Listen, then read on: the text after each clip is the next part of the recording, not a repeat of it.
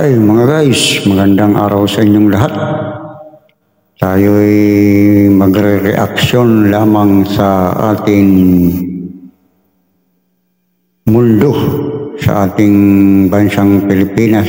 Reaksyon lang tayo sa lahat ng mga ating mambabatas na patuloy na nagbabangayan, wala nang ginawa kundi magbangayan sa bansang Pilipinas. Ang ating mga mambabatas, lahat na lang ng mga mambabatas natin na ating iniluklok sa lahat ng ating batas sa ating bayan para ating ibinuto, para maglingkod at magtrabaho. Ngunit wala naman silang ginagawa kundi magsilipan sa kanilang mga nakukurakot, sa kanilang mga nakukuhang pera. Kaban ng bayan ay pinag-aagawan, nagtuturuan kung saan napunta, saan ginawa, saan ibinigay, saan iginastos, saan nila inilagak, nagtuturuan, wala nang ginawa ang ating mga mambabatas. Lahat ng ating mga mambabatas ay nagbabangayan, nagsisilipan sa lahat ng mga kanilang mga nakukuha. Kaysa malaki ang nakuha, saan dinala? Wala na, sa halip na pag-uusapan nila yung kung papaanong gaganda ang ating bayan, bansang Pilipinas, para pag-usapan na lahat ng mga kailangan natin dito sa bansang Pilipinas ay maging maunlad at maging maganda. Wala na silang ginawa sa araw-araw na ginawa ng Diyos, kung hindi magturuan, magsilipan sa lahat ng mga kanilang mga nakukuha. Tunay nga sila ang ating mga lingkod ng bayan, tunay nga sila ang ating mga mambabatas at wala nang iba kung di ginawa nila ang batas. Kung sino ang iyong kakampi, tama. Kung hindi nila kakampi, mali. Kaya yung minsay nakakapagtaka, ako'y pangkaraniwan lang tao. Ngunit sa aking mga naririnig sa mga balita, pagka ikanila'y kakampi, tama lang ang ginawa. Kahit may bisyo, tama lang dahil hindi naman yan masama yung bisyo. Tama lang kasi kakampi nila, pero pag hindi nila kakampi, hindi nila kaalyado, puro mali. Kahit tama ang gagawin, mali pa rin. Kaya ito ang aking masasabi, dapat panahon na tayo'y mamulat sa lahat ng bagay. Katulad ngayon, panahon na naman ng ating eleksyon. Marami na naman ng nanunuyo. Ating iboboto at ating ibinuto ay nanalo. Tapos wala nang ginawa kundi magbangayan, mag-away-away sa bansa natin, magsilipan sa lahat ng mga kanilang mga nakukuha. Kaysa marami ang nakuha ng isa, kunti lang ang isa. Bakit ganun? Bakit ganyan na iyong nakuha, saan mo dinala, saan mo ginastos? Pero na lang ang ginagawa nila araw-araw sa halip na pag-isipan nila kung paano uunlad ang lahat ng mga Pilipino, paano maging maayos ang ating mga kalsada, mga tulay, mga lahat ng mga gawain. Hindi na nila ginagawa, kundi naggagawa na lang silang na magbangayan, magturuan kaysa Malaysia.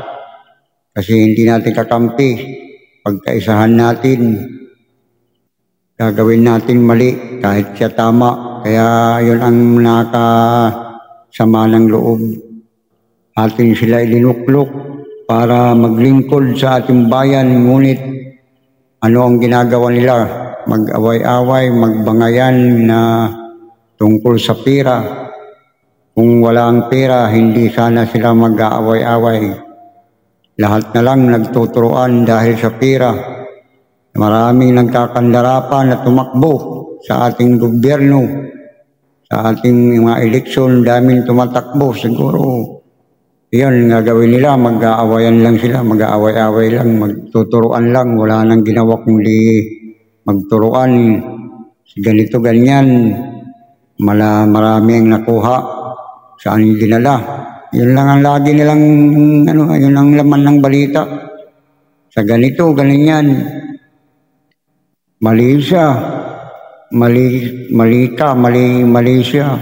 Ganun lang lagi na lang ganun Pero pagkakampi nila, kahit ginawa na ng lahat-lahat, nakasala na, milyon-milyon na ang nakuha, okay pa rin kasi nila kasama nila Nakaling kung sino yung mga masama, ayun ang kinakampihan nila, kaya parang duda na ako Kaya nakakapagtaka na, bakit kung sino yung mga masama, sino yung mga naghahasik ng lagim, yun ang magiging tama sa kanila. Kaya parang nararamdaman ko, puro ang mga maglilingkod sa ating bayan ay parang mga hasik lang ng mga hindi maganda kasi lahat ng kinakampihan nila yung mga masasama Pagka mabuti ang ginagawa mo, hindi nila kakampihan.